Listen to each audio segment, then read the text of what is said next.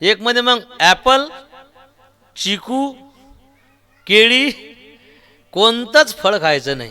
ठीक आहे, मग ड्राय फ्रूट खाऊ. मग आता काजू, बदाम, मनुके, फळ नाही, ड्राय फ्रूट नाही, टरबूज नाही, डांगर नाही, वाळकं पण नाही. आता वाळू का कोणतं फळ आहे?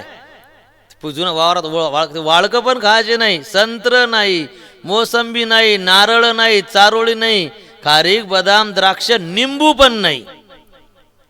अरे मग खायचं काय? बोरं खायचे, बोरं.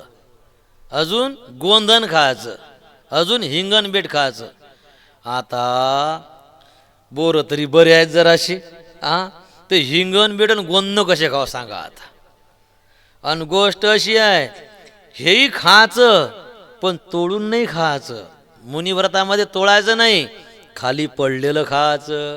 म्हणजे मग झाड हलून पाडलं चालते खाली? नाही नाही नाही, खाली जे पडेल आहे ते खायचं. सांगा, पोटभर जर फळं भेटले नाही तर तेवढं खाऊनच खुश राहायचं. असं नाही की मग आज भेटलंच नाही बुवा, आज पोटच नाही भरलं, आज आज जेवणातच मजा नाही आली, इंटरेस्ट नाही. सारं खाऊन माणसंच खायचे बाकी आहे तरी इंटरेस्ट नाही आला म्हणते. सांगा आता. आणि हे भेटो न भेटो अर्धपुटी 10-5 हे खाऊन संतुष्ट. खेद नाही त्या खाण्याचा की आज पोट भरलं नाही, काही नाही. असंतुष्ट वृत्ती झाली की मुनिव्रत भंगलं, मुनिव्रताचा भंग झाला. ते खाऊनच प्रसन्न. मग नशा करायची. मग नशेत असल्यावर तहान लागत नाही, भूक लागत नाही, सर्पाचं भूताचं भेव लागत नाही. तर मग मांस खायचं नाही, दारू प्यायची नाही, मध पण नाही खायचं, पानाचा विळाही खायचा नाही, उठणं नाही, तेल नाही. मग काय लावायचं? तेल नाही लावायचं, राखोंडी लावायची म्हणे, साऱ्या अंगाले राख लावायची. याले उदासीन व्रत म्हणतात. पुढे आहे का? उदासीन व्रत स्वीकारल्यामुळे कोण्याच गावात जायचं नाही, गावात एंट्री नाही घ्यायची. गेले नाही त्या याच्या गावात नाही, गोहकाच्या गावात नाही गेले. नाही नाही, सुग्रीवाले राजा बनवण्यास राज्याभिषेकासाठी लक्ष्मणजी गेले, रामप्रभू नाही गेले. विभीषणाचा राज्याभिषेक करण्यासाठी हनुमानजी सगळेजण पाठवले तर रामप्रभू नाही गेले. का? उदासीन व्रत होतं ना. गावात जायचं नाही. अरे गावात जाणं जाऊ द्या, या अंबाळ्याहून आष्टेगावला जो रस्ता बांधलेला आहे ना, हे 2 गावाला भिडणारा रस्ता, या रस्त्यानं पण चालायचं नाही. सांगा काय नियम असतील हे. म्हणजे तयार असलेले रस्ते त्यानं चालायचं नाही. पाणी कसं प्यायचं माहिती आहे का? भांड्यानं ग्लासानं पाणी नाही प्यायचं आणि ओंजळीने पाणी नाही प्यायचं. आता सांगा, नाही ग्लास तर मग ओझीनच प्यायला लागेल ना. नाही, पाणी कसं प्यायचं? एका हातानं पाणी प्यायचं. आता हे खायचे प्यायचे नियम आहेत.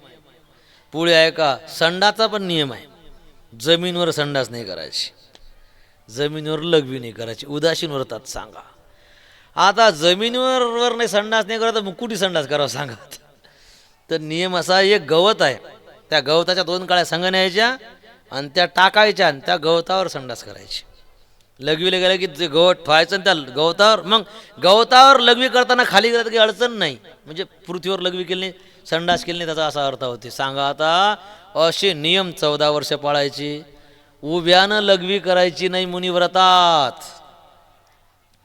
झाडाखाली मस्त सावली धरून संडास करायची नाही, सावलीत संडासले बसायचं नाही.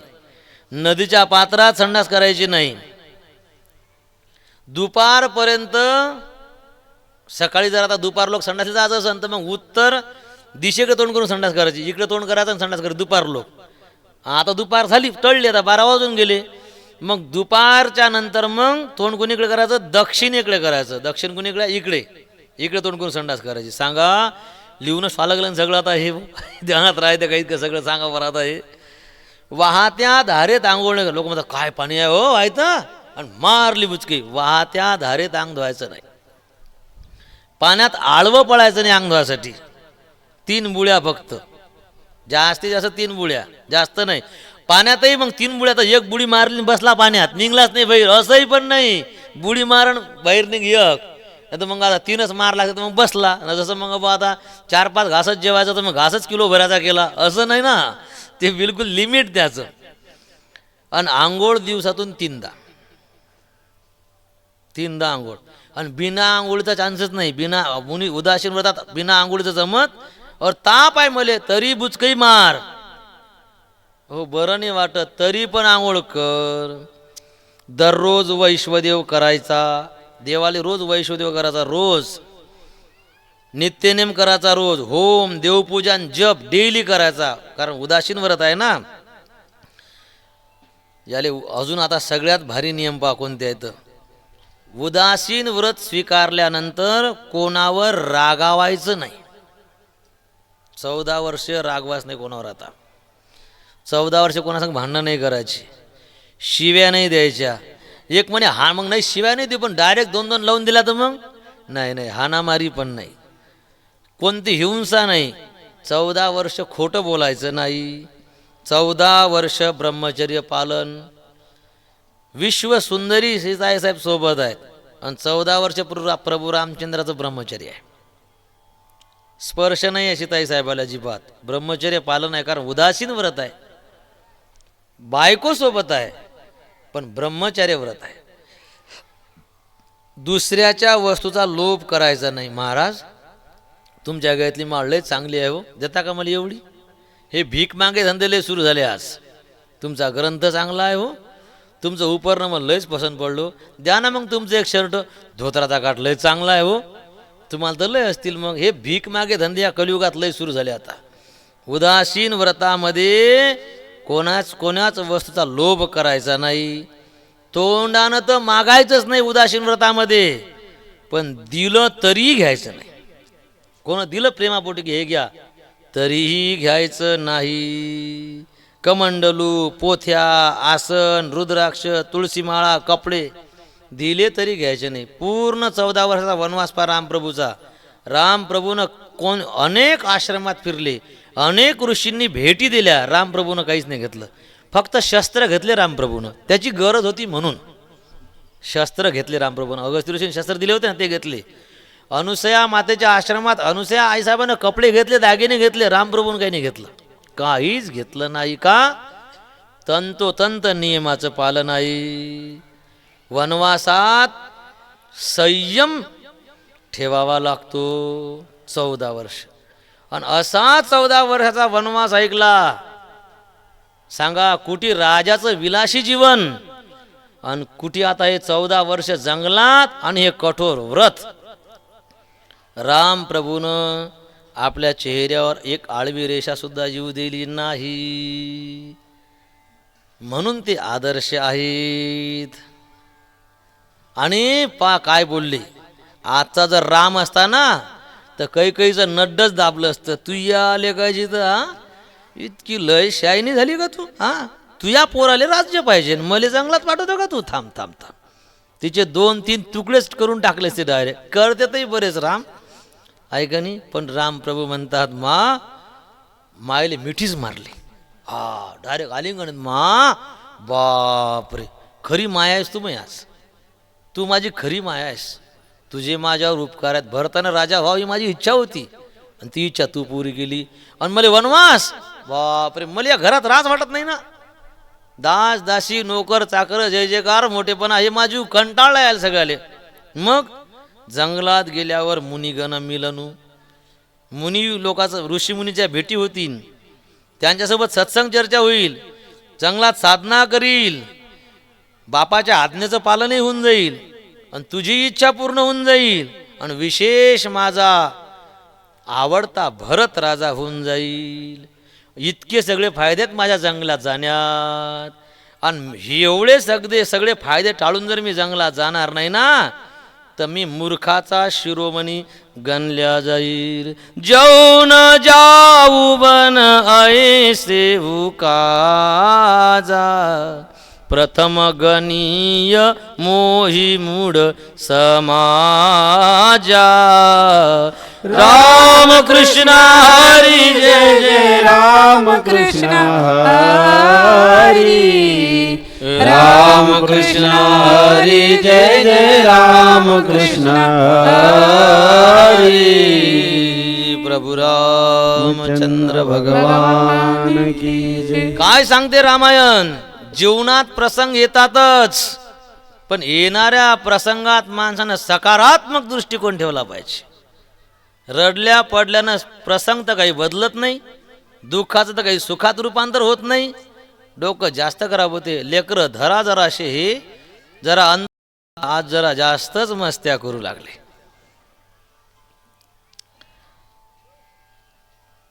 सकारात्मक माणसानं पॉझिटिव्ह विचार ठेवले पाहिजे. आपले डोळे बातच डोळे ओले होतात. पाय ना बापा, आणि तिनं केलं ना माय, त्यानं पिन मारली ना माय, त्याला बरं दिसलं नाही माय, त्यानं असं केलं माय. काय सारं आयुष्य रडण्यात त्यात जाते. एवढा मोठा दुःखाचा डोंगर डोळ्यासमोर आहे. आणि रामप्रभू म्हणतात, जौन जाऊ बन ऐसे काजा. इतके सगळे फायदे आहे जंगलात गेल्यावर. गोष्ट खरी आहे का? पण ही गोष्ट खरी आहे का? पण नाही ना, इतके फायदे आहेत. ऋषीमुनीच्या भेटीन, सत्संग, साधना. जर गेलो नाही तर सगळे लोक मला मूर्ख समजतील. काही किती चॅप्टर. तुझे म्हणणं बरोबर आहे बाळा, चल कर बरं लवकर तयारी, भरभर पिशवी. स्त्री काही पाजर फुटला नाही. आईले भेटून येतो म्हणे. कौसलीले भेटतात. हे जेव्हा सुमंतजीनं ऐकलं ना, अरे राम राम राम राम, त्याच्या अंतःकरणाचे तर असे तुकडे तुकडे झाले, असे रडायला लागले सुमंतजी. काय चॅप्टर बाई आहे. आणि रामप्रभू किती सरळ आहेत. आणि कौन राजाला अटॅक येणार नाही या बाईमुळे. पण काय करू शकेल सांगा बरं सुमंतजी. सगळ्या अयोध्येत गोष्ट पसरली. इतक्या शिव्या दिल्या लोकांना, काही केली. अरे राम राम राम राम राम राम राम राम. ही पैदास खायला झाली म्हणतात. मेली कौन नाही माझ्या पोटात असतानाच. भरताचाही हात आहे वाटते मन द्यायच्यात नाही. लोकांना कानावर बोटवले, अरे त्याचं नाव नका घेऊ, नरकात जा लागल. ते असे नाहीत. सारा प्लॅन जात असल. कौशल्या मातेला भेटतात. रामा तू तयार नाही झाला अजून. अरे टाईम किती दिवसभर आला. सांगितलं मा, मला आता हे लहान राज्याची आवश्यकता राहिली नाही. मग पिता देही मोहू कानन राज. मायले उदास खबर नाही सांगितली. मा बाबा म्हणते बंगलात जाय, सांग मी काय करू आता. असं नाही आई, हे लहान सहान राज्य, मी एवढा मोठा हो, हे लहान सहान राज्य. बाबा नाही नाही नाही, पिता देही मोहू. बापानं मला दिलं काय? कानन राज. वडिलांनी मले, मी आवडता हो ना, तर मला जंगलाचं राज्य दिलं. दोष दिला नाही. कैकेयीले राजा दशरथ आले. मंत्र्याचा मुलगा, त्यानं सांगितलं सगळा प्रसंग. तर ती रामाची माया आहे. बापरे, रामाची माया आहे. आणि ती बोलायला लागली, जऊ पितु मातु कहेऊ बन जाना, तऊ कानन सत अवध समाना. बेटा तो बेटा और माँ तो माँ.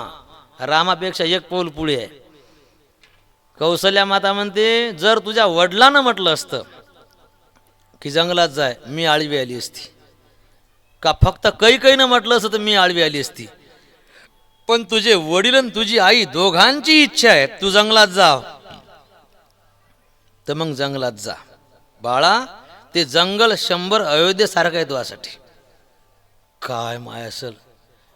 ती कोण होय म्हणणारी. तिच्या का बापाचा खायला आहे का? तिच्या एकटीचा नवरा आहे का? आणि माया कोण लागत नाही का?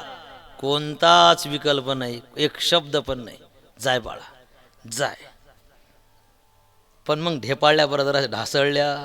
म्हणतात, राखी न सकई न कही सक जाहू, दुही भाती उर दारुन दाहू. रामा, थांबही म्हणू शकत नाही. मायबापाची आज्ञा आहे ना. बरं जा तरी कशी म्हणू? का? उद्या उठल्यावर आम्ही कोणाचं तोंड पाहू? तू आमचं जीवन आहेस रे. तुला पाहिलं की आमचं आयुष्य वाढते. आता सांग, उद्या दिवस निघाल्यावर आम्ही कोणाचं तोंड पाहू? हे राघव, हे राम, कोणाले आवाज द्यावा रे आम्ही? एक काम कर, मलाही सोबत घेऊन चल. पण जाऊ नको म्हटलं नाही. झंझट. मोठ्या घरातनी राज असलं लय मोठं मन करून राहावं लागते. सीताजीचं आगमन झालं. सीते, मी वनात चाललो, माझ्यानंतर सगळ्या मातांना बाबांना तुला सांभाळावं लागणार आहे. ते म्हण नाही. मी पूर्ण रस्त्याने येताना विचार केला, माझं हित घरी राहण्यात आहे का तुमच्या सोबत जाण्यात आहे? तर माझ्या असं लक्षात आलं की हे जरी म्हणाले ऐश्वर्य असेल तर मला 14 वर्ष दुखवल, हे माझं खरं हित तुमच्या सोबत राहण्यात आहे. मै पुनी समुजी दिखी मन माही, पिय वियोग सम दुःख जग नाही. नवऱ्याच्या वियोगासारखं दुसरं दुःख जगात नाही हे मला समजलं. म्हणून जिथे राम अहो आज्ञा कशी देता, घरी राम म्हणून, जिथे राम तिथे सीता. तुला माहिती आहे का वन म्हणजे काय असते? तर तुला माहिती आहे वनवास काय असते? आता संजू महाराजांनी सांगितला, तू ऐकला नाही का कसं असते जंगलात? तर तुला माहित नाही का असं आहे जंगलात? मग आणि तू तर बिचारे तुला वानेर दिसलं की भेव लागते, इतकं भयानक जंगल आहे. ती म्हणे जंगल आहे ठीक आहे, पण गोष्ट अशी आहे मी रामाच्या मागं चालली, हरामाच्या मागं नाही चालली. बऱ्याच पळतात ना, सीताई साहेब रामाच्या मागं पळाली, बाकीच्या तुमच्याच पोराच्या मागं आलीशी कोणती? तर माणसानं मा पोराला हरामखोर म्हणता का? बापा आपला काही संबंध. जग म्हणील सीतेनं सुखात साथ दिली, रामाच्या दुःखात साथ सोडली. आणि सगळ्यात महत्त्वाची गोष्ट अशी आहे, तुमच्याशिवाय जर मी 14 वर्ष जगू शकेन, तुमच्याशिवाय मी 14 वर्ष जगू शकेन ही जर तुम्हाला गॅरंटी असेल तर तुम्ही मला घरी ठेवू शकता. आणि मग आपली बायको किती असते, किती पाण्यात आहे हे नवऱ्याला बरोबर समजते. रामप्रभूले सीताई साहेब माहीत होत्या ना, रामप्रभूनं पाहलं देखी दशा रघुपती जिय जाना, हठी राखे नहीं राखी प्राणा. राम कृष्ण हरी जय जय राम कृष्ण हरी, राम कृष्ण हरी जय जय राम कृष्ण हरी. राम प्रभू विचार करतात, इले जर जबरदस्ती घरी ठेवलं तर हे 14 वर्षानं पाहायला सापडणार नाही आणि दुसरी कराची सोय नाही, आज भेटतही नाही. त्याच्यापेक्षा बाबा जरासा त्रास होईल पण जाऊ सोबत घेऊन येईल. 14 वर्ष जगणार नाही. तितक्यात समाचार जब लक्ष्मण पाये, व्याकुल बिलक उठ धाये. धावतच लक्ष्मण येतात, लक्ष्मणा मी चाललो, बाबा बिमार आहेत, मा कौशल्या रडत आहे, सगळे दुःखी आहेत, तुला सगळं सांभाळायचं आहे. ते म्हणे माफ करा, मला याची गरज नाही. म्हणजे बाबा बिमार आहेत, मा रडू लागली, मले मायबाप मायनं सांगेल आहेत, मायबाप राम आहे आणि माय सीता आहे, त्याचं मला घेणं देणं आहे, दुसऱ्याचं काही घेणं देणं नाही. अरे पण सेवा करणं पोराचा धर्म आहे, मला धर्माचं घेणं देणं नाही, मला मोक्षाचं घेणं देणं नाही, मला फक्त रामाची सेवा पाहिजे. अरे पण मग हे सांभाळील कोण? भरत शत्रुघ्न घरी नाहीत, तुला घरी थांबाच लागल. ठीक आहे, मग तुमच्या पुढे जाणार नाही, तुम्हाला शरवीच्या पलीकडे सोडून देईन आणि येता येता शरवीत बुचकी मारी, बाहेर निघणार नाही. समजलं की हाही जगणार नाही. मोठे विषय आहेत बरे, लंबेलचक, पण आता वेळ अभावी, आता दिवस सरले आपले, बुचकी मारीन वर निघणार नाही, हा जगणार नाही. मग ठीक आहे तू चाल, पण मग सुमित्रेला विचारून ये, पण पाहिजो. पण पहा जर असं तिच्या मनाविरुद्ध तिनं नाही म्हटलं तर मग हट्ट करू नको. सांगितलं दादा ती माय लक्ष्मणाची आहे. धावतच घरी केले, सुमित्रेचं दर्शन घेतलं, तिले काहीच माहीत नाही. लक्ष्मणजी सांगतात मा कैकेयीनं 2 वर मागितले, बाबा फसले तिच्या शब्दात. रामप्रभूनं वनवासाची तयारी केली, सीताई साहेबही सोबत चालल्या आणि मी आज्ञा घ्यायसाठी आलो. सुमित्रा म्हणते मग इथे काले झकमारासाठी आला तू? हा तुला विचारासाठी आलो, तू मी माय आहेस, तुला सांगितलं होतं ना तुझी माय सीता आहे, मग तुझा बाप तुझी माय तिथे होती तर तिथूनच निघायचं असतं. इतका टाईम वेस्ट का केला? स्वतःच्या हातानं भाता बांधला, हातात एक बांध दिला, अयोध्येचं रत्न तुझ्या हातात आहे, हे रत्न 14 वर्षानं जसंच्या तसं परत घेऊन ये अयोध्येत, ही जबाबदारी तुझ्यावर आहे. आणि लक्ष ठेव तू रामासोबत आहे आणि देवासोबत राहताना आपल्या जीवनात विकार नसले पाहिजे. सगळ्या विकाराचा त्याग करून सोबत राहा. राग रोष ईर्ष्या मद मोह जनी सपने हो इनके बस हो. राग काम क्रोध ईर्ष्या मद मोह स्वप्नातही या विकाराच्या अधीन नको होऊ. सांगितलं मा जागेपणी राम समोर असतील तर काम निर्माण होणार नाही, क्रोध येणार नाही, ईर्ष्या वाटणार नाही. समोर राम आहेत. पण झोपलो मी तर मग झोपता आपल्या म्हणजे स्वप्नात आपल्या कंट्रोलमध्ये नाही. तर मग स्वप्नात जर झालं तर सुमित्रा म्हणे मासाठी एवढंही करू शकत नाही. ठीक आहे मग झोपल्यावर हे यायची थोडी शंका आहे. तर शपथ घेतो आज मी घरी परत येईल, रामाचा राज्याभिषेक पाहिल, त्याच्यानंतर येऊन तुझं दर्शन घेईल आणि तुझ्या मांडीवर मान टेकील आणि जेव्हा तू म्हणशील बाळा आता झोप तेव्हा झोपील म्हणत. निद्रा त्यागाची शपथ घेतली. काय कसे होते. निघाले लक्ष्मणजी. जाता जाता उर्मिलेले सांगून गेले, उर्मिले मी जंगलात चाललो. उर्मिलाजी रडू लागल्या, डोळे भरून आले पाहिजे. सम्राटाची सून आहेस, लक्ष्मणाची बायको आहेस, तुझ्या डोळ्यात अश्रू शोभत नाहीत. ती म्हणे हे आसू तुम्ही चालले म्हणून नाही. मग माझी बहीण सीता तिनं जीवनात कधी दुःख पाहिलं नाही. आज ती 14 वर्ष वनवासात चालली. तुमचं काम आहे, तुमचं काम नाही, काम आहे तिला सांभाळणं. तिनं कष्ट पाहिले नाही. ती 14 वर्ष जंगलात कशी राहील हे आठवून माझ्या डोळ्यामध्ये अश्रू उभे राहिले. काय बाया त्यागी आहे तो. मग तुम्ही गेल्यावर मग पंढरपूरला जाऊ देत नाहीत बाया. पंढरपूरले बाया कसं होईल. आणि हे असंच आहे, तुम्ही दरवर्षीच जाता. मग तू जा. नाही माय अंग दुखते, माय पाय दुखते, माय पोट दुखते. मग असं कर, एकदा नड्डी दाबून टाक त्याची, म्हणजे विषय खतम. काय खरंच विचारलंही नाही तुम्ही, हा कोणाचे निर्णय विचारून घेतला म्हणून. काय खरंच काय जीवन आहे हे सगळं विस्तारानं सांगितलं गेलं पाहिजे. तिघही जण कैकेयीच्या महलात येतात. कैकेयीनं वल्कल टाकले आणि राम प्रभूनं वेश बनवला. राम तुरत मुनी वेश बनाई चले जनक जननी सिरुनाई. राम कृष्ण हरी जय जय राम कृष्ण हरी. राम कृष्ण हरी जय जय राम कृष्ण हरी. प्रभु रामचंद्र भगवान की जय. कैकेयीला पुष्कळाने समजून सांगितलं, ती मानलीच नाही. सांगितलं कैकेयी मंथरेचा निर्णय तो अंतिम निर्णय. रामा वेळ नको करू, निघ पटकन. रामप्रभूनं कपडे नेसले.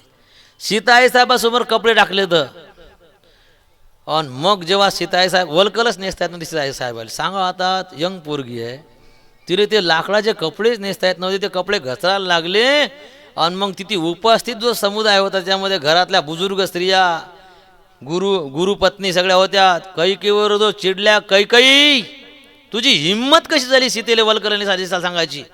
वनवास रामाले आहे, राम वल्कल नेसल, सीता नाही नेसणार. हा काय निष्ठूर झाली. शेवटी राम प्रभूनं सीतेले वल्कल नेसून दिले म्हणतात. नेसून दिलेत कपडे. निघाले कैकेयी भवनातून. राजा दशरथ बेशुद्ध पडले. राम जाताना पाऊस शकले नाहीत, बेशुद्ध पडली. वशिष्ठ आश्रमात येतात, तिची दान दक्षिणा दिली, प्रार्थना केली. सांगितलं बाबाची तब्येत ठीक नाही, जात येत राहा, आईच समजावा, कोणी उपाशी राहू नये. दासी वशिष्ठांच्या स्वाधीन केल्या. सर्वांना सांभाळा. अजून एक गोष्ट, रामाच्या डोळ्यामध्ये अश्रू आहेत. माझा भरत येईल, त्याचा धूमधामीनं राज्याभिषेक करा. माझ्यातर्फे त्याच्या डोक्यावर हात ठेवून तुझं राज्य अखंड राहो हा आशीर्वाद द्या. वशिष्ठासारखे संत सुद्धा हे शब्द ऐकून कासावीस झाले. काय जीवन आहे, एवढं जीवनात दुःख आहे पण बाकीच्या सुखाचा विचार आहे. अयोध्येचं दर्शन केलं, अयोध्यावासियांचं दर्शन केलं, हात जोडले सर्वांना. गणेशजीचं दर्शन केलं, शंकर पार्वती यांना नमस्कार केला आणि रामप्रभू निघाले. रस्त्यावर पाय ठेवताच हाहाकार झाला, आर्तनाद, आक्रोश. अवधवासी रस्त्यावर आडवे झाले, रडापड सुरू झाली. राम चलत अति भयउ विषादु सुनि न जाई पुर आरत नादु राम कृष्ण हरी जय जय राम कृष्ण हरी राम कृष्ण हरी जय जय राम कृष्ण हरी राम चलत अति भयउ विषादु सुनि न जाई पुर आरत नादु राम कृष्ण हरी जय जय राम कृष्ण हरी राम कृष्ण हरी जय जय राम कृष्ण हरी हरी सिया बलराम चंद्र भगवान की जय. लोक रस्त्यावर आडवे झाले, पुढे चालू देत नाहीत. दशरथीची मूर्छा हटली. राम गेले का? हो. अरे सुमंता, रथ घेऊन जा, त्यांना रथात बसव, 4 दिवस फिरव, त्यांना घेऊन ये. तिघातून एखाद्याला तरी घेऊन ये. मी आशेवर जगतो, कोणीतरी येईल. मला जर कळलं ना कोण येणार नाही, माझा जीव शिल्लक राहणार नाही. सुमंतजी रथ घेऊन येतात, विनंती करतात की रथात बसतात, असे लोक जाऊ देणार नाहीत. लोकांना घोड्याच्या वेसनी लगाम धरले, रथाच्या आळवे पडले, कोण चाकं धरले, कोणी रथ मागं ओढून धरला. जाऊ नका, रडतात. सगळी अयोध्या आक्रोश करायला लागली. रामप्रभू समजावतात, 14 वर्षे आता जातील. भगवंताचे शब्द ऐकून नॉर्मल होतात, घराकडे निघतात. आणि घर पाहिलं की मागं सारं शून्य दिसते. अरे काही नाही घरी, मागं काही नाही. पुन्हा रिटर्न पळत येतात. असं करता करता सगळ्या दिवसभरात शरयू पार केली, पुढे तमसा नदीपर्यंत पोहोचले. त्या ठिकाणी सगळ्याचा मुक्काम झाला. दिवसभर रडू रडू रडू लोक थकून गेले होते, आकात करू करू. त्याच्यामुळे पोटात अन्नाचा कण नव्हता, पाणी नव्हतं. आणि मग थकल्यामुळे काय झालं की ते जसे त्या वाळवंटातच सगळे पडले, पडल्या पडल्या तसेच झोपी गेले. लोक सोग श्रम बस गये सोई, कचुक देव मायामती मोही.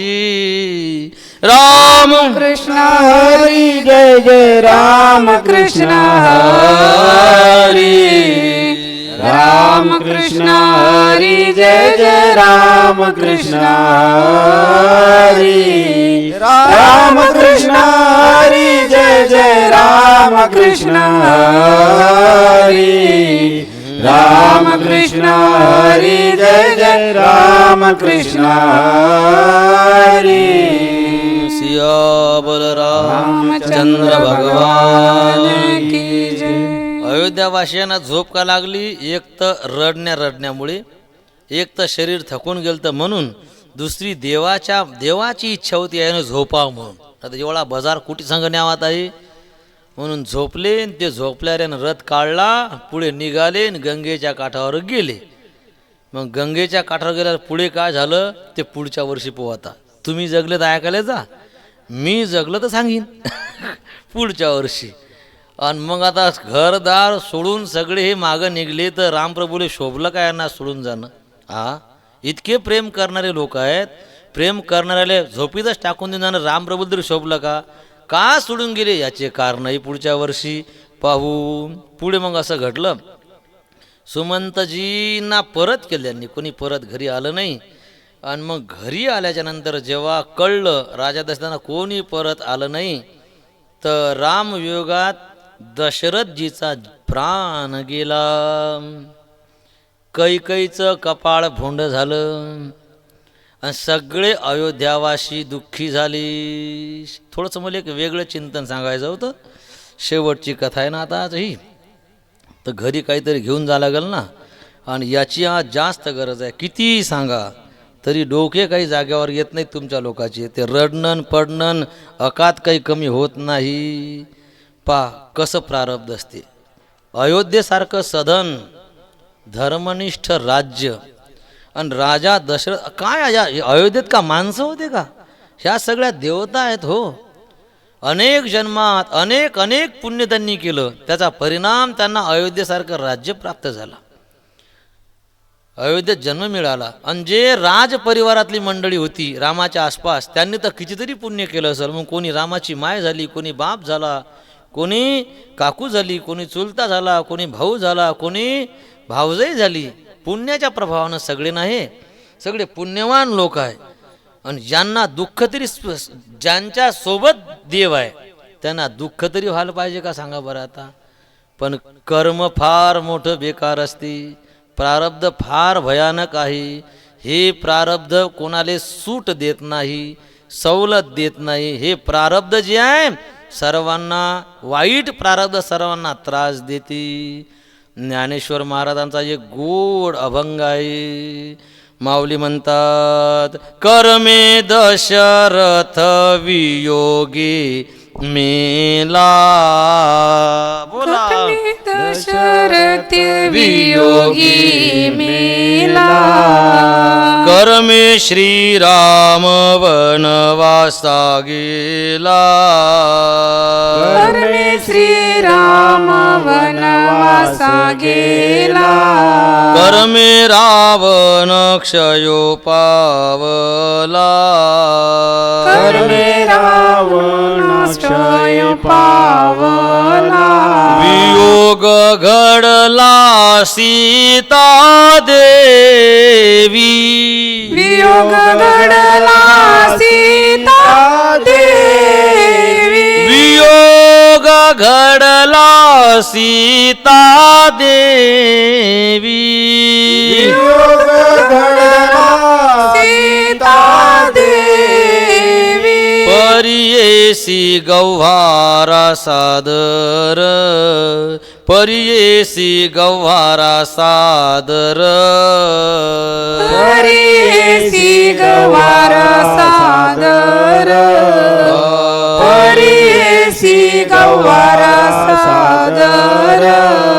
माऊली ज्ञानेश्वर महाराज की जय. ज्ञानोबाराय जरा जास्त भारी शिव देऊ शकत नाहीत म्हणून ते साधी शिव आहे. ऐ अळाण्या, ऐ मूर्खा गव्हारा, ऐक. परियेसी म्हणजे ऐक आणि ध्यान देऊन ऐक, सादर ऐक. परियेसी गव्हारा सादर.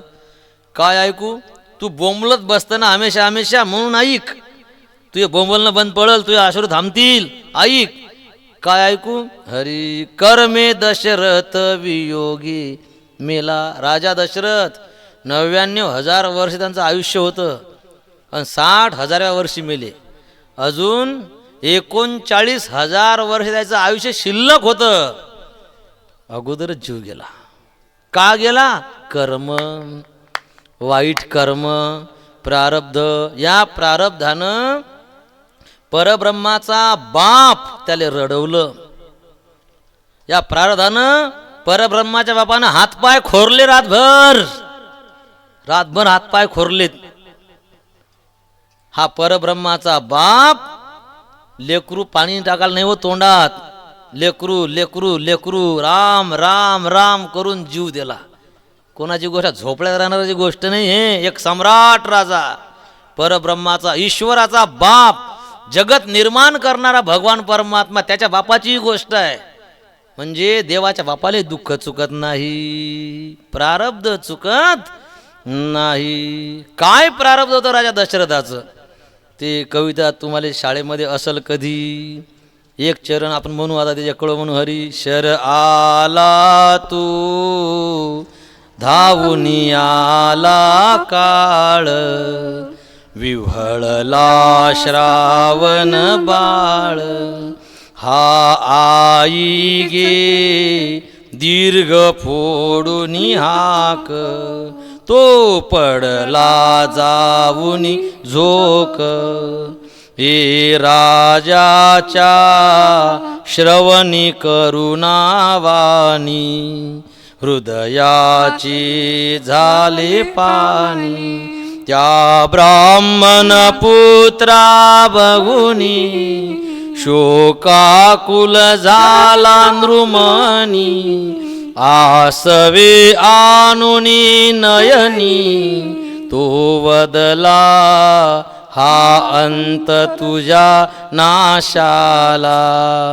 मी पापी कारण बाळा. मग कळवळूनी नृपास बोले बाळ, कशी तुम्ही साधिली वेळ. मम म्हातारे माय बाप तानेले, तरू खाली असती बसली.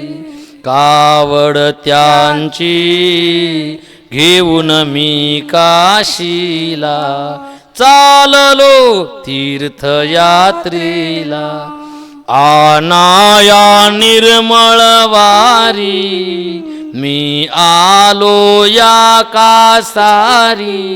ही लगबग भरुणी झारी, जो परत फिरे तो तुमचा शर आला.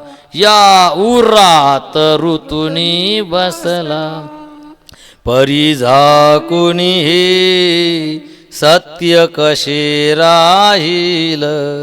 विधी लेखन होईल फोल, काळीज त्यांचे फाटून शोकावेगी. ते येतील माझ्या मागे, घ्या झारी मी जातो त्याचा बोल. लागला जावया खोल, सोडिला श्वास शेवटला. तो जीव विहंग फडफडला, तनु पंजर सोडून गेला. दशरथ राजा रडला धाई धाई, अडखळला ठाई ठाई. मी एकुलता पुत्र कसा धाला, मजवरती अवचित आला. त्या वृद्धपणी मीच एक आधार, सेवेस आता मुकणार. जा बघतील ते वाट पाखरावानी, द्या नेऊन आधी पाणी. आहेत अंध ते दोन्ही, दुर्वार्ता फोडून काही. ही विनंती तुमच्या पायी, मज माघारी करा तुम्ही सांभाळ. होनिया श्रावण बाळ. प्रभु रामचंद्र भगवान की जय. श्रावणाला बाण लागला, झारी घेऊन पाणी पाजण्यासाठी गेले आणि अंध माता पिता श्रावणा त्यांनी शाप दिला. मरता आम्ही मरणार आहोत, आमच्या मुलाला मारलं, तू सुद्धा मरशील, पण तुझ्या तोंडात पाणी टाकण्यासाठी 4 मुलं असतील पण एकही घरी राहणार नाही. कर्मे दशरथ वियोगी मेला. सुटलं का? देवाच्या बापाले हे कर्म सुटलं नाही. ते पुढे ऐका. कर्मे श्रीराम वनवासा गेला. रामप्रभूले वनवास आहे, वनवासाचं दुःख आहे. पुढे बायको राक्षसानं उचलून नेली, केवढं मोठं भयान दुःख आहे. अरे तुमची पिशवी भरून गेल्यावर टेन्शन येते, नुसती पिशवी भरून गेली ते तर यायची तर नेली हो, कोण नेली हेही माहीत नाही, कुठे नेली हेही माहीत नाही, आणि माहीत झाल्यावर आता आणाव कशी नाही. केवढं दुःख आहे सांगा बरं. कर्मे श्रीराम वनवासा गेला. काय कर्म होतं? ती वृंदा, तिचा शाप. सांगितलं देवा तुम्हाला काही शोभते हे? दुसऱ्याची बायको तिच्या नवऱ्याचं रूप घेऊन तिच्यासोबत तुम्ही राहू लागले, तिचं पातिव्रत्य तुम्ही नष्ट केलं. शोभतेही तुम्हाला देव आहे? तुम्हाला देव कोण म्हणाल? माझा शाप आहे. आज माझ्या नवऱ्याच्या माघारी तुम्ही माझं पातिव्रत्य नष्ट केलं. पुढच्या जन्मात माझा नवरा तुमच्या माघारी तुमची बायको घेऊन जाईल. प्रारब्ध नेली का नाही, नेली का नाही? आणि कसे झाले रामप्रभू बायको नेल्यावर? अरे बाबा बाबा बाबा बाबा अकात केला, किती रडले. झाडा वेलेली आलिंगन, दगडा आलिंगन लोळणं, किती रडले रामप्रभू. का? कर्म कर्म. दुसऱ्याच्या बाईसोबत करताना तुम्हाला कसं गोड वाटलं मग? आता चला, आता तुमचा नंबर आहे. अन नारदाचा शाप, नारद शाप दिन एक बारा, कल्प एक तेही लगी अवतारा. राम कृष्ण हरी जय जय राम कृष्ण हरी, राम कृष्ण हरी जय जय राम कृष्ण हरी. हरि प्रभु रामचंद्र भगवान की जय. नारदांना लग्न करायची इच्छा झाली आणि मुलीले आवडते रूप. मग रूप मागितलं भगवान विष्णूले. कोणतं देऊ? त्या मुलीचं मन हरण झालं पाहिजे म्हणून हरी रूप द्या. हरी म्हणजे मन हरण करणारं. हरी शब्दाचा एक अर्थ ते वानेर, बांदर. मग यायनं काय केलं? मग आता लग्न करायचं मग रूप कोण द्यायला पाहिजे? तर मन हरण करणारं यायनं बनवलं वानेर. परिणाम वानराचं तोंड पाहिलं आणि तिनं केला रिजेक्ट आणि यायचा काम उफाळला आणि पोरगी दुसऱ्या संग चालली गेली. अरे रे रे रे रे रे, अशी अंगाची आग झाली. बरं मग आता अंगाची आग झाली ना, आता असं वाटलं जातो नडीचा घोडच घेतो भगवान विष्णूच्या. असा इतका राग त्याचा, इतका राग आला होता. हात दाखवतच म्हणे. मग इतक्या रागात पुढे यावं का यायनं? इतक्या रागात असताना त्याच्या पुढे आले, रथ घेऊन पुढे आले. बरं नुसतं आले तर हरकत नाही, जिच्यासोबत नारदा लग्न करायचं तिले घेऊन आले. तिच्या गळ्यात मंगलसूत्र टाकून आले. आता राग किती वाढला असं हे. अरे बापरे, म्हणजे ते ओतनं सुरूच ते लागित त्या. इतकं राग आला आणि शाप दिला. मी आज एका स्त्रीसाठी तरफडू लागलो म्हणे, माझा शाप आहे. तुम्ही सुद्धा स्त्रीसाठी तडफडसाल. मला वानराचं तोंड दिलं, माझी इज्जत घातली. ऐका, तुमची बायको आणायच्या कामी तुम्हाला वानरच मदत करतील, माणूस काही येणार नाही. कोणताच माणूस तुमच्या कामी पडणार नाही. ज्याचं तोंड दिलं मग अब्रू घातली ना, शेवटी तेच तुमच्या कामी येतील. हे भोगलं का नाही रामप्रभूनं? याचं कर्म दुसऱ्याचं मन दुखवलं, वाईटच आहे का नाही गोष्ट आता हे. मग ते वाईट प्रारब्ध बनलं. मग काय झालं? मी तडफडू लागलो, तुम्ही तडफडसाल. आपण पाहिलं रामप्रभू तडफडले तर शेवटी माणूस कामी नाही आला. कामी कोण आलं? वानर कामी आली. कर्मे श्रीराम वनवासा गेला, कर्मे रावण क्षयो पावला. या वाईट प्रारब्धानं, दुष्कर्मानं रावणाचा नाश झाला. का झाला रावणाचा नाश? 80,000 बायका होत्या ना. बायका 80,000 होत्या. आता घरी काम भांडे धुणाऱ्या आणि कपडे धुणाऱ्या आणि स्वयंपाक करणाऱ्या त्याही याच्याच बायका होत्या. आता कुठेही तोंड मारायचा समजावून, पण नाही हो, त्याला सीताई साहेब पाहिजे होत्या. मग परद्रव्य, परनारीचा अभिलाष, परनारीचा अभिलाष, येथून या रास सर्व भाग्या. दुसऱ्याच्या बाईच्या नांदी लागला की आपल्या सगळ्या पुण्या भाग्याचा नाश होतो. रावणाचं उदाहरण आहे. काय नव्हतं रावणापाशी? पहिल्या दुसऱ्याची कथा आठवा. असा सभेत बसला, असं पाहायला लागला की आपल्यापाशी काय काय आहे. त्याला काहीच कमी नाही, सगळं होतं. एकापेक्षा एक सगळं चांगलं होतं. त्याच्या जीवनात कोणती उणीवच नव्हती. आणि तेवढंच होतं असं नाही, रोज वाढतं होतं. नित्य नूतन सब वाढत जाई. वाढतं होतं रोज. पैसा वाढता, सेना वाढती, शक्ती वाढती.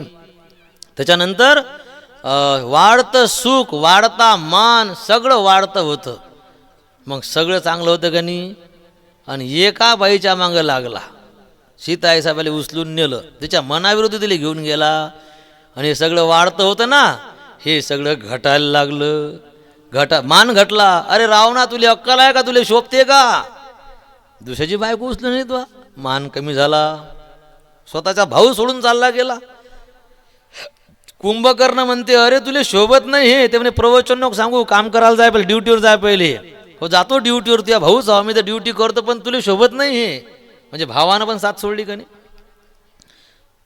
मंदोदरी पतिव्रत आहे, नवऱ्याला कधी आयुष्यात दुखवलं नाही. ती म्हणते की हे गलत आहे, तुम्ही चुकीचं केलं हे. बोले मंदोदरी रावणा प्रती, तुमचं गलत आहे हे. सगळ्यांना टोकलं हो.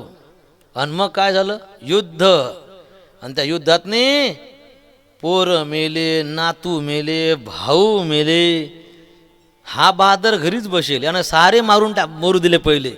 मग मागून एकटा निघाला. पहिले हाच मरायला गेला असता, बाकीचे वाचले असते. तर पुरं घर जे वाढतं होतं ना, सारं घटतं. आता जे माणसं मेले त्याच्या बायका का काय, त्याचे बायका का सत्यनारायण घालायचं घरी, बरा मेला माय, असं होत असेल का सांगा. आता इतके मेल्यावर त्याच्या बायकानं किती अकात केला असेल. साऱ्या लंकेत जर आक्रोश असेल तर तिथे सुख कुठून येईन सांगा. आता सोनं पेटलं. अघटित घटना घडल्या सगळ्या ह्या कशामुळे, कर्मे रावण क्षयो पावला. कोणतं कर्म, पर नारीचा अभिलाष येतो निया रास सर्व भाग्या. विषय का चालला पक्का ध्यान बरं. सिद्धांत मग सुरू होतील तळाखे तुम्हाला. पहिले विषय समजून घ्या, तळाखे नंतर देऊ आपण. दशरथ राजा पाय खोरू मेला. राम प्रभू पाय घासत 14 वर्ष फिरले, बायकोसाठी रडले. रावणानं स्वतःचं सारं वाटोळं करून घेतलं. आणि वियोग घडला सीता देवी. कर्मामुळे सीता आई साहेबाले रामाचा वियोग घडला. ज्या बाईनं रामासाठी सगळे सुख सोडले, तिनं कोणाचा विचार केला नाही. रामाच्या पावलावर पाऊल देत निघाली. काय जीवन असेल, काय त्याग असेल अशा सीता आई साहेब. पण रामापासून 6 महिने अंतर राहावं लागलं. कारण काय, कर्म. कोणतं कर्म, तर बऱ्याच कथा सांगितल्या जातात, पण एक तुकोबारायचा अभंग आहे.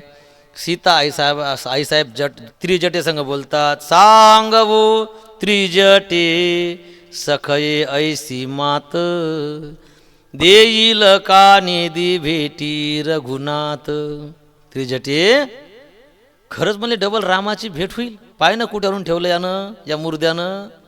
माणूस दिसत नाही, लांब लोक, सारा समुद्र आहे ना. रामप्रभूले पत्ताच नाही. इथे का हो मजा आणले अवघड लंकापुरी. येऊनी सुने गुंफे माझी केली चोरी. या कुत्र्यानं, रावण कुत्र्यानं येऊन चोरी करून मला ते आणलं आणि अवघड लंकेत आणून ठेवलं. सांग बरं, असं महासंघ का घडलं असेल बरं. मग चिंता, महासंघ असं का घडलं, माझं असं काय चुकलं. चुकीशिवाय तर असं घडलं नाही. सीता आईसाहेबाचं म्हणणं आहे, माझं काहीतरी चुकलं म्हणून ही मावर परिस्थिती आली. पण नेमका कशाचा परिणाम आहे त्याच्या लक्षात नाही राहिला. आपल्याला समजत नाही आपल्या जीवनात दुःख कशामुळे आहे, कारण समजत नाही. सीता आईसाहेबाला पण समजलं नाही. मग त्यानं तर्क लावणं सुरू केली. काय दुष्ट आचरण होते म्या केली, मी कुठे वाईट वागली काय माहीत. कवनाचे तीर्थव्रत होते भंगिले, गाई वत्सा पत्नी पुरुषा बिघडिले. गाई वत्स, म्या काय एखाद्या गायची त्याच्या वासराची ताटातूट केली काय, का नवरा बायकोचे, 2 नवरा बायकोचं प्रेम टाकला इस्तू मधात. इस्तू मधात टाकला, पदरण शेला जाऊन गेला, दोघं अलग अलग होऊन गेले. होते ना असं. हे असं केलं की असं होते. मग वियोग घडला. दुसऱ्याले नवऱ्याचं सुख घेऊ देत ना, दुसऱ्याले बायकोचं सुख घेऊ देत ना. आणि तुम्हाला कुठून सुख भेटणार आहे नवऱ्याचं आणि बायकोचं सांगा बरं. म्हणून डबीच्या गाय लावणं बंद करा जरा. अशा गाई वत्सा पत्नी पुरुषा बिघडिले. काय केलं असं त्याच्यातलं म्या, असं मी काय केलं की त्याचा परिणाम हा वियोग माझ्या समोर उभा राहिला. या सगळ्या चिंतनाचा भाव असा आहे की देवाची पत्नी सीता, तिला कर्म सुटलं नाही. देवाचा बाप राजा दशरथ, त्याले कर्म सुटलं नाही. सगळं त्रैलोक्यावर हुकूम गाजवणारा राजा रावण, तो प्रारब्ध टाळू शकला नाही. अरे ज्यानं हे जगत निर्माण केलं, जग ज्याच्या नियमानुसार जग चालते, ज्याच्यामुळे जग चालते, त्यालाही प्रारब्ध सोडत नाही. तुम्ही कोण आहात सांगा? कोण आहो आपण कोण आहो की आमच्या जीवनात असं कहून? सांगा बरं. प्रारब्ध कोणाले सोडत नाही. आता तुकोबारायाचे काही कळवे आहे का? आपण जे रडत राहतो ना या दुःखामुळे, आमचं तसं कोण, आमचं तसं कोण, आमचंच नाही, माझंच असं कोण नाही, सगळ्याचंच असं आहे.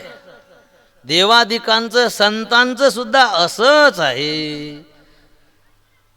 तुकोबाराय तर देवाला म्हणा, देवा अरे तू आम्हाला जन्माला घातलं, जन्म तर दिला पण दुसऱ्याच्या ताब्यात ठेवलं रे. जिने पराधीन आणि का हाती, दृढ पाशी बहु बांधवलो संचिती, प्रारब्ध क्रियमान सांगातीन भोवंडीती सत्ता फुलिया. तू आम्हाला या प्रारब्धाच्या ताब्यात दिलं. राहू द्या बुडे बा, राहू द्या. शेवटचा दिवस आहे, लय वजन नका टाकू, पहिलेच गरमी होऊ राहिली. हे जे प्रारब्ध आहे ना, हे आपल्याला भोवंडी फिरवते, गरगर फिरवते. हे प्रारब्ध आपल्याला गरगर फिरवते आणि फिरवणं चालूच आहे. आणि हे प्रारब्ध भोगल्याशिवाय संपत नाही. भविष्यातून न सुटे भोगिल्या वाचुनी. हे आपणच करेल आहे ना, तर आपल्याला भोगून द्यावंच लागते. त्या टमक्यानं असं केलं, फलानं तसं केलं, तिच्यामुळे हे कंडिशन आली, त्याच्यामुळे हे परिस्थिती आहे. नाही नाही नाही नाही, तुकाराम महाराज व्यवसाय निमित्त फळ देत असे संचित. तुमच्या दुःखाले जबाबदार दुसरा, तिसरा आणि पाचवा कोण नाही, पण केलं तर त्यानंच. तो निमित्त ठरला. तुमच्यापर्यंत दुःख येण्यासाठी तो पोरामुळे दुःखी आहे. तुझे पाप होतं ते, तुला ते फेडून द्यायचं होतं, पोरग नालायक निघलं. पोराचा काही संबंध नाही, ते फक्त निमित्त ठरलं. त्याला वाटते का मायबाप दुःखी व्हावं म्हणून? आलं लक्षात? व्यवसाय निमित्त फळ देत असे संचित. म्हणून देह प्रारब्धाधीन सोसे अधिक वाडेशीन. आता हे सगळे जे दुःख आहेत आपल्या जीवनातले, हे प्रारब्धामुळे आहेत. आणि त्याचं आपण टेन्शन घेतो आणि सोच घेतो, आणि सोच घेतल्यानं जे आहे ते अजून वाढते. सोसे अधिक वाडेशीन. आकात केल्यानं, रडल्यानं, सांगितल्यानं दुःख कमी होत नसतात, उलट जखम नवी होऊन जाते. अजून आलं लक्षात? आठवणं म्हणजे खपल्या काढणं आहेत. का हो, हे सोडते का नाही पाठ? असं कसं सोडील? करताना काही लाज बीज काऊन नाही वाटली? जर असे चुकीचं वागताना, करताना कोण ब्रेक लावला नाही, करताना तर मी का भीतो का हो? आणि पाहून घेईन मेलोच चालते. आणि करताना तर मुजुरीनं केलं ना, आता काय बोंबलतं मग? आता पाठ सोडत नाही माणसाचं प्रारब्ध. प्रारब्ध हे पाठी गाढे नसरे, नसरे पुढे चालता. सोडत नाही पाठ प्रारब्ध. मग आम्ही फाशी घेतो, रोगर पितो, ठीक आहे ना, घे ना फाशी, घे रोगर पी. शरीर संपवलं, प्रारब्ध संपलं? नाही नाही, शरीर संपलं, प्रारब्ध बाकी आहे. जे प्रारब्ध चुकवायचा प्रयत्न केला त्याला व्याजासहित भोग पुढे. आता जिथे फाशी घेतली ना, तिथूनच पुढे भोगणं सुरू होते आणि त्याला व्याज लागते. कमी झालं नाही मरण्याचा प्रयत्न होते, अजून त्याला व्याज लागलं. चुकवायचा प्रयत्न केला ना, एक रट्टा शिल्लक. मग आता संचित प्रमाण भोग शुभ अशुभाशी. आपल्या जीवनात जे अशुभ भोग आहेत, या अशुभ भोगाले प्रमाण कोण आहे? संचित प्रमाण. प्रारब्धा हाती जन सुख शीन पावत असे. जन प्रारब्ध हाती म्हणजे प्रारब्धामुळे शीन पावत असे. प्रारब्धेची होय सुख, प्रारब्धेची पावे दुःख. दुःख कोण आहे? माय हे प्रारब्ध. प्रारब्धेची होय दुःख. म्हणून समजदारी कशात आहे? तुकाराम महाराज आपला समजदारपणा दाखवतात. महाराज म्हणतात, देह तव आहे प्रारब्धा आधीन, देह तव आहे प्रारब्धा आधीन. देह देह देह तव आहे प्रारब्धाधीन,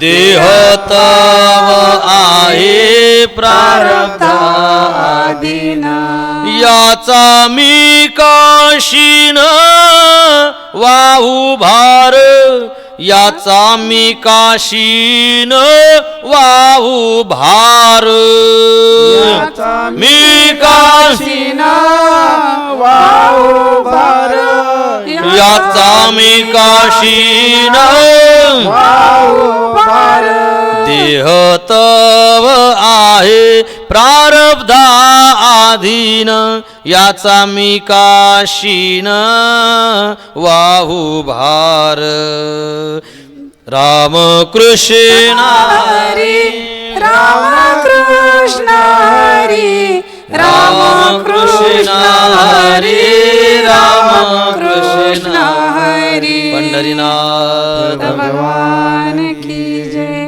एका कळव्यानंही रामकृष्ण एका कळव्यातूनही वाचवलं की बाबर आता इतकं सगळं पाठ नाही तर मग रामकृष्ण हरी इथूनही राम नामस्मरण वाचवलं. काय समजदारपणा तुकोबाऱ्या सांगतात समजदारपणा. देह हा देह तव आहे, देह अधीन आहे, ताब्यात आहे. कोणाच्या? प्रारब्धा. हे आपलं शरीर प्रारब्धाच्या ताब्यात आहे. आपण फक्त मुजऱ्या करतो, असा करीन तसा करीन, हे आवडते ते आवडत नाही, असंच पाहिजे नाही. फक्त आपल्या मुजऱ्या शिल्लक आहेत, आपलं काही चालत नाही. जसं प्रारब्धानं लिहिलं बिलकुल त्या प्रारब्धानं बांधलेला प्रारब्धानं बनवलेला रस्ता त्याच्याहून आपल्याला चालावं लागते, इच्छा असो इच्छा नसो. देह तव आहे प्रारब्धाधीन म्हणजे काय? जशी बायको प्रारब्धात होती तशीच भेटली. लय डेंजर आहे हो. ती बरी होती हो, हातानं हुकवली हो, हातानं नाही हुकली, प्रारब्धानं हुकवली. तो पोरगा आलता मले पाहासाठी, शेतीवाला होता, पण मी सर्व्हिसवाल्याची इच्छा केली. याच्या घरी बशा धुता धुता, त्याचे भांडे धुता धुता, कपडे घासता घासता, त्याची सोय करता करता माई सोय लागली. हे पाकच झाली. वावरावाल्या संख्येलं असतं तर किमान त्याला दयामया तरी आली असती. वावरात काहीच झाली असती, फक्त काहीच झाली असती. इकडे तर पांढरी फटक झाली पालीसारखी. या 10 बाय 10च्या रूममध्ये मुंबईत राय, पुण्यात राय. फसली बापा, याच्या संग राहून फसली. यानं फसवलं मले, याच्या सर्व्हिसले फसली. सर्व्हिसले नाही फसली, प्रारब्धानं फसली. देहाच्या संदर्भात ज्या ज्या आपल्याला न आवडणाऱ्या गोष्टी आहेत त्या आपण नाही निवडल्या, त्या आपल्या समोर आणून उभ्या कोणी केल्या? प्रारब्धानं. परिवार, लेकरं, गाव, जात, भावकी, सोयरे, गरिबी, अपमान, बिमाऱ्या आणि मरण.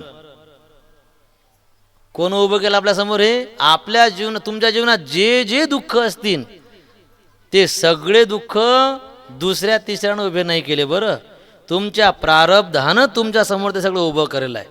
पण मग कोणीतरी तुमच्या लोक पोहोचवणारा पाहिजे, म्हणून कोणीतरी निमित्त घ्यायला आहे. भावानं लुबाडलं हो, सगळं घेतलं राजाकडून. नाही नाही, तुझ्या प्रारब्धाची इच्छा होती की तू कंगाल राव, भाऊ फक्त पुढे घातला, बस. देह तव असे प्रारब्ध अधीन. आता तुम्हाला समजते का नाही समजत देव जाणे, ह्याच्यापेक्षा सोपं सांगता येत नाही अजून. आणि घड्याळीले जरा झपा झप पोहू लागला आता हे. ते म्हणते इतकं सांगू नका, जीव जाईन आमचा. मग तुकाराम महाराज म्हणतात सगळं जर प्रारब्धाच्या अधीन आहेच, आपल्या मनानं जर काही होतच नाही, मग याचा मी काशीन वाहू. मी कशाला शीन वाहू? अशीच बायको आहे, लेकरं तसे निघले, आणि घरच बरोबर नाही, वावरच पिकत नाही, सोयरात असा भेटला, आणि भावकीच तशी आहे, आम्हा हलक्यात जाती जन्म झाला तर बिमारीच झाली. हे आपण सारखं विचार करतो ना, याचं चिंतनात राहतो ना, याला शीन घेणं म्हणतात. कशाला शीन वाहू? प्रारब्धात होतं ते होऊन गेलं, माझं काही चालतही नाही, दुरुस्ती होत नाही, प्रारब्ध संपेलोक हे बदलतही नाही, मग मी कशाला विनाकारण शीन करून घेऊ? मग प्रारब्धानं आहे, प्रारब्ध संपलं, बिमारी गेली. प्रारब्ध संपलं, नवरा सुधारला. बरे सुधारतात ना नंतर, मग प्रारब्ध संपलं, बायको प्रेम करायला लागली. प्रारब्ध सुधारलं, लेकरं लाईनवर लागली. प्रारब्ध सुधारलं, गाव मानपान द्यायला लागलं. आणि प्रारब्ध सुधारल्यामुळे आता कच्चे गोटे जरी खाल्ले तरी तब्येत बिघडत नाही. प्रारब्ध संपलं, वाईट प्रारब्ध संपलं की आपोआप सुख येते. म्हणून तुकाराम महाराज म्हणतात, तुका करीना बोभाट. बोभाट करणं सोडला म्हणतात. का सोडला? माहीत आहे आता हे प्रारब्ध काही पुरं झाल्याशिवाय तर काही मजा नाही. मग काय बोभाट घालावा आता, तोंड खराब करावा आता, मग सोडला विषय. संपून गेलं की हे विषय संपून जाईल. हे सगळं चिंतन मी कशासाठी सांगून राहिलो? जगत करते राम, वनवास चुकवता आला नाही. परब्रह्माचा बाप, ज्याचा मुलगा परब्रह्म आहे, त्याला मरावं लागलं हो पाय खोरत. मुलगा राम, मुलाच्या वियोगात तडफडत मरावं लागलं. पोरगा देव असून पण सवलत नाही भेटली हो. देवाची बायको आहे, अर्धांगिनी आहे, देवाले जीव दे, देवावर जीव ओळून टाकणारी बाई आहे. पण तिचंही प्रारब्ध रामप्रभूला टाळता आलं नाही. तिचं अपहरण चुकवता आलं नाही. आणि सर्व शक्तिमान, त्रैलोक्याला कंपायमान भयभीत करणारा रावण, त्रैलोक्याला रडवणारा रावण, त्याला त्याचं मरण टाळता नाही आलं. त्याचा परिवाराचं संपत्तीचा नाश, परिवाराचा नाश त्याला टाळता आला नाही. हे रामायणातले 4 सांगितले फक्त म्या. हे रामायणातले 4 सांगितले, असे लय आहेत, असे भरपूर आहेत. पण आता आपला विषय रामायण, तर रामायणातलं सांगितले.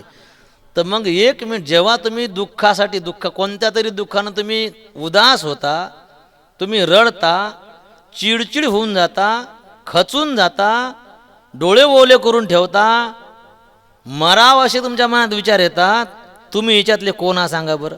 तुम्ही रामासारखे आहात का सीतेसारखे आहात? का तुम्ही रावणासारखी तुमची योग्यता आहे? का तुम्ही दशरथासारखे तपस्वी आहात? कोण आहात तुम्ही सांगा बरं? इतके मग हे ठोक गिरायक आहे, ठोक गिरायकाला चुकलं नाही, मग आपल्याला काय चुकणार आहे? मग याच्यावर सोल्युशन काय? तुका करीना बोभाट. चुप राहायचं, बिलकुल चुप, शब्द नाही का तोंडातून. देवाची इच्छा, आपलं नशीब, बस विषय खतम झाला. किंवा तुकोबारा शब्दात, याचा मी का शीन वाहुभार. सगळं प्रारब्ध करू लागलं. हे आलं लक्षात? हे समजून घ्या.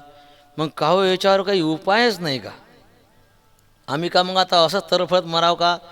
काही माया माणसं म्हणतात, लहानपणापासून दुःख पाहणं सुरू आहे, आता मराल टेकली म्हणतात, पण दुःख काही सराचा पत्ता नाही म्हणतात.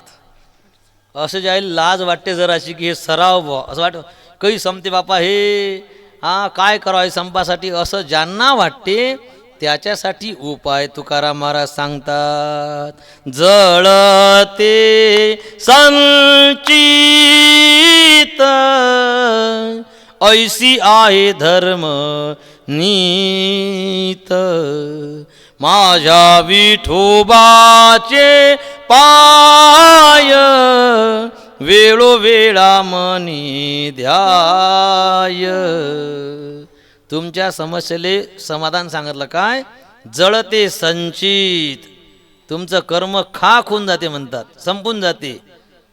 कोण सांगते असं? धर्म नीत, वेद शास्त्र पुराण संतवांग, तुमचं संचित हे वाईट कर्म संपून जाते, जळून जाईल. पण कशानं? माझ्या विठोबाचे पाय वेळोवेळा मनी ध्याय. माझ्या विठोबाच्या पायाचं स्मरण करा. सोप्या भाषेत त्याला आठवा, नाम घ्या, त्याचं परिणाम जळते संचित. काही सांगता, दुसऱ्या ठिकाणी पण सांगतात, तुटे भवरोग संचित क्रियमान भोग. कशानं? ऐसे विठोबाचे नाम. विठोबाचं नाव घ्या, परिणाम संचित क्रियमान भोग तुटे. नामस्मरणानं दुष्कर्म वाईट कर्म संपून जाते.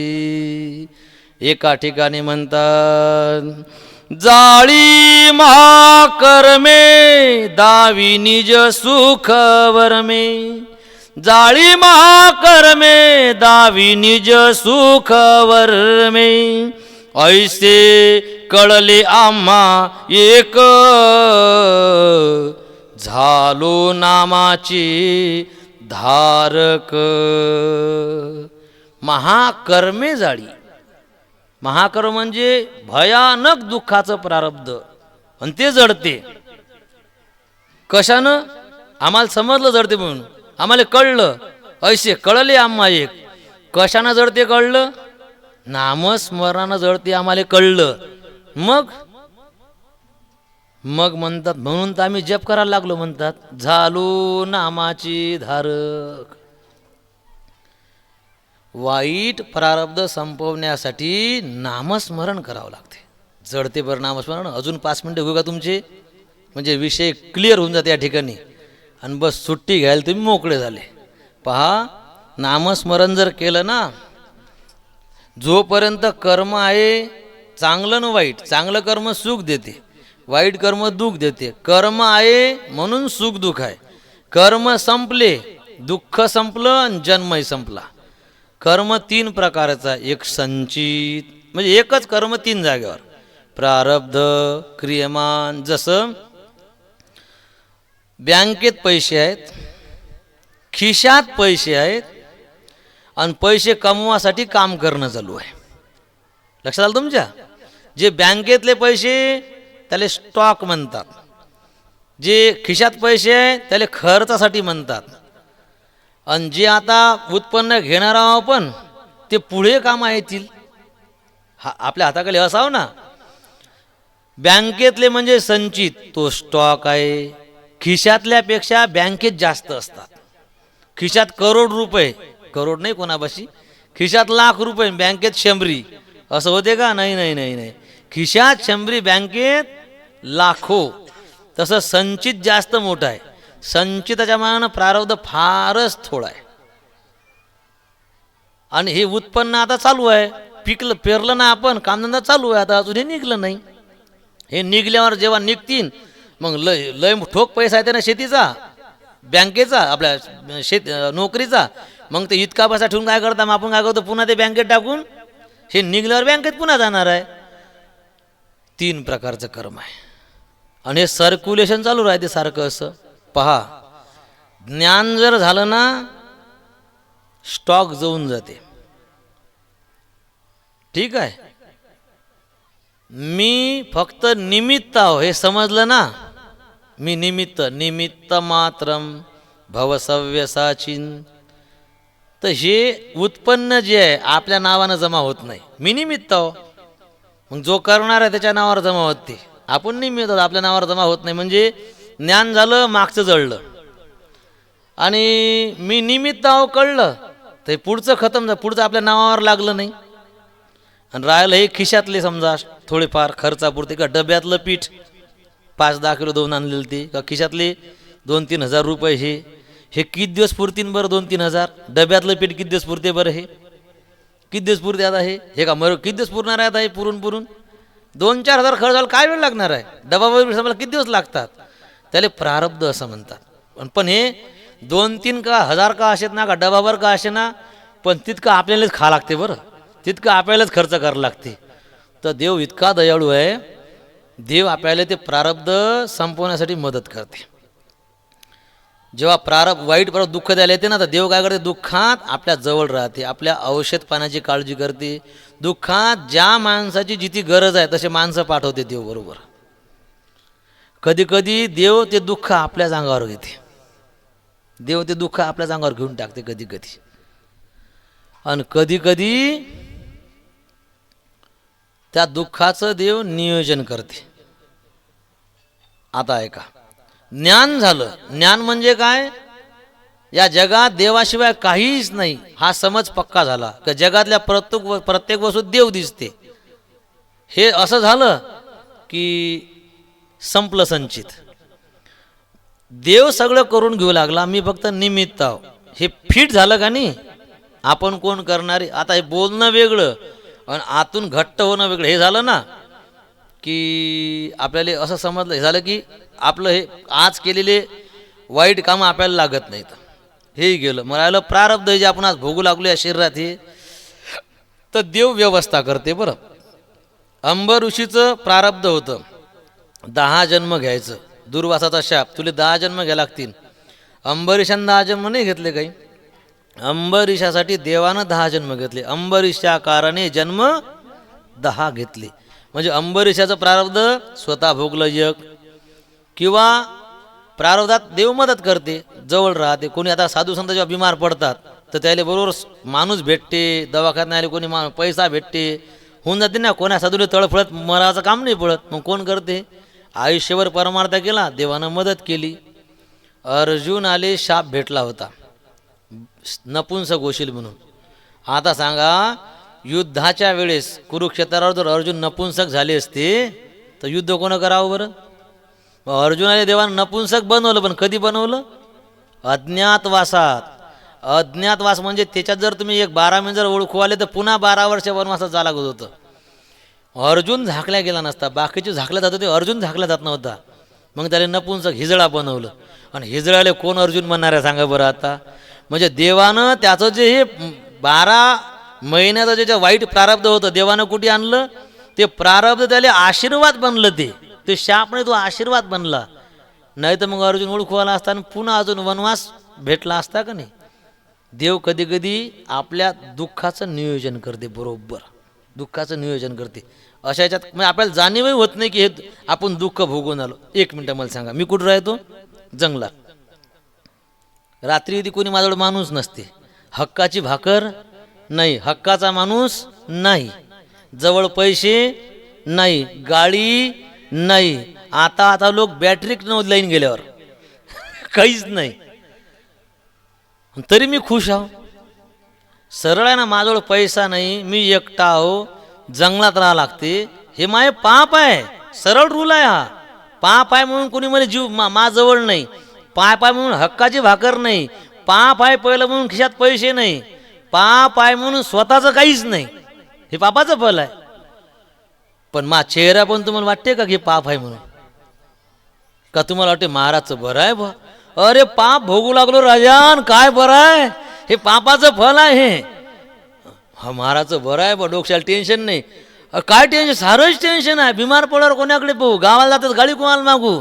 भूक लागली तर भाकर कोणाला मागू? काम पडलं तर पैशाचे कोणाकडे पाहू? एखाद्या वेळेस भीती वाटली बा, कोणा सांग बोलावं वाटलं तर कोणाला फोन लावू, कोणाला झोपायला बोलवू. जे एखाद्याला म्हटलं येता का झोपायला, आज नाही जमत म्हणतात, आज रातच्या 9 वाजता लागते. नाही बापा, आमची बाई घरी एकटीच असते म्हणतात. आता हे पाप नाही तर काय सांगा? हे पाप आहे, पापाचं फल आहे, हे वाईट प्रारब्ध आहे. पण कोणी म्हणू शकते का? माझ्या चेहऱ्यावर दिसते का ते? काही तर तुम्ही असं ऐकलं बा, माय असंच आहे, ऐकलं का तुम्ही? याले नियोजन म्हणतात. भगवान परमात्मा काय करते? आपल्या वाईट प्रारब्धाचं नियोजन करते. म्हणजे आपण वाईट संपवू लागलो भोगून. आज एक गायक महासंघ थांबत नाही, आज एक वाजवणारा महासंघ यायला तयार नाही. फक्त मी इथेच तुम्हाला फाड फाड बोलतो, खाली उतरल्यावर कोणाकडे डोळे मोठे पण करत नाही मी, अजिबात कोणाला दुखवत पण नाही अजिबात. तुमच्या गावात 9 वर्षापासून कोणा म्हणावं महाराजांनी दुखवलं म्हणून, अजिबात तुमच्याकडे मान वर करूनही पाहत नाही. काही केलं तरी महासंघ कोणी गायला येत नाही, वाजवायला येत नाही, माझी तारीख घेत नाही कोणी कीर्तनासाठी. सांगा, हे पाप नाही तर काय? बरोबर आहे. महासंघ गायक येत नाही, तुम्ही सगळेच महासंघ गायक झालेत. मी इथून दुहा म्हणतो आणि तुम्ही खालून राम कृष्ण हरी म्हणता का नाही? मग आता हे पाप आहे वास्तविक, पण देवानं हे पापाचं फल ठेवलं का? त्याचं नियोजन कसं केलं देवानं पहा बरं. एक गायक नाही का, हे मंडपभर मागं म्हणणार घे, जराशे मागं म्हणतील, जराशे पुढे म्हणतील, जराशे बेताल म्हणतील, जराशे बेस्वर म्हणतील. माणसाची कमी आहे का मागं म्हणणारच कमी आहे का? हा, मग विषय काय चालला आपला? याले नियोजन म्हणतात. एक तर ज्ञान झालं की स्टॉक खतम झाला, मी निमित्त म्हटलं की क्रियमान कर्म संपलं, आज वाईट केलेलं सगळं संपून गेलं. आणि जे प्रारब्ध आहे, देव अशी आपल्याला काय करते? मदत करतो. पण केव्हा? नामस्मरण केल्यावर. नामस्मरणानं ज्ञान होते. नामस्मरणानं मी करणारा नाही ही भावना दृढ होते. आणि नामस्मरण जर करत राहिलो तर देव वेळोवेळी मदतीचा हात देतो. म्हणून तुकाराम महाराज म्हणतात, बाबा रे, हे प्रारब्ध जरी फार भयानक असल, हे तू वाईट प्रारब्ध आल्यानंतर माणसाचे साल्ट काढते. हे दशरथाचे साल्ट काढलेत, सीताई साहेबाचे साल्ट उडवलेत, रावणाचे साल्ट काढलेत. अरे ज्यानं जो कर्माचा भोग देणार आहे त्याचेही साल्ट काढले रामाचे. पण देवाचं एक नाव असं आहे की ते जे आहे ना, घेतलं ना, याच्यातून सुटका आहे. जळते संचित जाळी महाकर्मे, किंवा संचित क्रियमान भोग तुटे, पण केव्हा? विठोबाचे नाम. म्हणून साधू संत म्हणतात, आम्ही नामाचे धारक झालो. म्हणून रडल्यापेक्षा रामकृष्ण हरी म्हणा. लोकाले दुःख सांगत बसल्यापेक्षा जप चालू करा, पुढचे दुःख मोकळे होऊन जातील. पुष्कळ सांगितलं बरं. हेच मला तुम्हाला सांगायचं होतं. म्हणून बाबा माय असं कहू नये, माया संसारात दुःख कहू नये. अरे काही नाही, ह्या गोष्टीच कामाच्या नाहीत. काही मजा नाही याच्यात, काही मजा नाही. हरिपाठ वाचा, लटिका व्यवहार सर्व हा संसार. सगळा संसार काय? संसार खोटा आहे, सगळा लटका आहे. मग संसारच खोटा आहे तर मग संसारातले घटक, नवरा बायको लेकरं पैसा शरीर मान पान, संसार खोटा आहे अख्खा. आणि संसाराच्या आतले घटक आहे, हे कसे काय खरे आहेत बरं? खोट्यासाठी रडणं मजा आहे का? हे आपण ते खरं मानलं, हे सगळं खोटं आहे. अरे सोबत येणार नाही, टिकणार नाही, आणि आपण कायम इथे राहणार नाही, हे समजून घ्या. डोकं शांत होऊन जाईल. कुठे मरेलो कोर्टात केसा लढता, कुठे मरेपर्यंत कोणाचा विरोध करता. यानं असं किती लोकांना सांगता की यानं असं केलं आणि बापाच्या हातचं होतं आणि मी होतं म्हणून झालं. अरे काय झंझटीत मजा आहे, या सगळं सोळा. बोलल्याने काही ते व्यवस्थित होणार नाही. देवाचं नाव घ्या. संसार खोटा आहे, ते संसारातल्या साऱ्या गोष्टी पण खोट्या आहेत. अरे मला सांगा, मातीचा बैल बनवला, मातीचे लाडू बनवले, मातीच्या पुऱ्या बनवल्या, माती टाकून भाजी बनवली. मग माती खरी का भाजी खरी? माती खरी का लाडू खरे? अरे मातीचे लाडू, मातीच खोटी आहे तर मातीपासूनचे लाडू कसे खरे राहतील सांगा तुम्ही. आता मातीच खोटी आहे तर मातीपासून बनणारा बैल, मातीची गाय, ती तरी खरी कशी राहील? सारा संसार जर खोटा आहे, संसार हा खोटा शास्त्रे निवडिला, सारा संसार खोटा आहे. त्या संसारात जे आपण ज्याचं दुःख मानतो हे तरी कुठे खरं आहे? काही मजा नाही, सोडून द्या. आपला काही संबंध नाही यांच्यासोबत. आपण विनाकारण गयात पडलो. हा माया नवरा आणि ही माई बायको, हे माय काटे आणि इथून माय वावर, इथून माया अंगण. अरे काय साऱ्या किंतो घे, आणि त्याच्यामुळे मग हे दुःख आहे. म्हणून याच्यातून एक देवाचं नाव घ्या, आणि इतक्या लवकर हे दुःख हटत नाही. सांगून का जाते का? नामस्मरण केल्यानं ही जशी झाडाची साल गळून पडते ना आपोआप, नामस्मरण करता करता तुमची ही साल गळून पडेल. हे खरेपणाची साल जी आहे गळून पडेल. तुमच्या लक्षात येईल की काही मजा नाही याच्यात. तुम्ही घरात राहूनच अलिप्त होऊन जासाल. जसं चिक्कूतनी बी असते, चिक्कूची बी आतमध्ये असते, पण चिक्कू फोडला की तटकन उभं खाली पडते. आंब्याची बी माणूस चोक्कू खाते, वळूवळू खाते, रस करणाऱ्या बाया धुतात, पुन्हा पुन्हा धुतात. चिक्कूची बी तशी चाटता का तुम्ही? आणि चाटली तरी काही नसेल, त्यात नाही काही मजा नाही. चिक्कूच्या बी सारखं व्हा, आंब्याच्या कोई नका राहू. आता चिक्कूच्या बियासारखं व्हा. होण्यासाठी उपाय काय? झालो नामाची धारक. आम्हा संसार काय करी? प्रारब्ध आपल्याला त्रास देणार नाही, कर्मापासून त्रास होणार नाही. मी किती वेळ सांगतो जप करा, रडता येऊन असं झालं तर झालं. जप ना करत, अगोदरच जप केला असा तर हे कंडिशन आली असती का? आज आपल्या जीवनात काही उणीव नाही, आज जप करून घ्या. आपल्या अंगावर दुःख येऊन पडल्यावर मग सुचणार नाही. सगळं बरोबर आहे ना? आताच करून घ्या. उद्या बिमारी येईन, प्रेमाचे माणसं मरून जातील, बिमाऱ्या होऊन जातील, संपत्तीचा नाश होऊन जाईल, मग सुचणार नाही. हे उद्या येणारे संकट आहेत, आजच सावध होऊन जा. हे रामायण शिकवते. म्हणून परियेसी गवारा सादर. रामाचा वनवास झाला, 14 वर्ष काढली. हा लंबे फिरत गेले. 14 वर्ष पूर्ण झाले, पुन्हा अयोध्येमध्ये आले. सगळे अयोध्यावासी पुन्हा आनंदित झाले. आणि मग मग उद्या नाही केला राज्याभिषेक, उद्यामुळे 14 वर्ष लांब गेले होते ना. मग जसे रामप्रभू आले न स्नान झाले की तसाच रामाचा राज्याभिषेक झाला. सिया रामचंद्र भगवान की वनवासात झाले 7 दिवस लागले आणि वनवासात सारा वनवास फिरून येऊन राज्यावर बसाले 1 मिनिट पण नाही लागला. यालेच कथा असं म्हणतात. ठीक आहे, 3 वाजत आले. आता फक्त आजच्या दिवस 15 मिनिटाचा इंटर आहे, म्हणजे 3:15 वाजता सुरू होऊन जाईल आणि 4 वाजता सगळं संपवायचं आहे. आणि उरलेल्या अर्ध्या तासातनी ग्रंथपूजन आणि आरती होणार आहे. 3:15 ते 4 एक अजून कामाचा विषय आणि त्याच्यानंतर अर्ध्या तासातनी ग्रंथपूजन आणि आरती होईल. ठीक आहे. मग आता काही काटछाट करू नका. वाटलं असं तुम्ही पटकन जाऊन लगेच जप सुरू करू.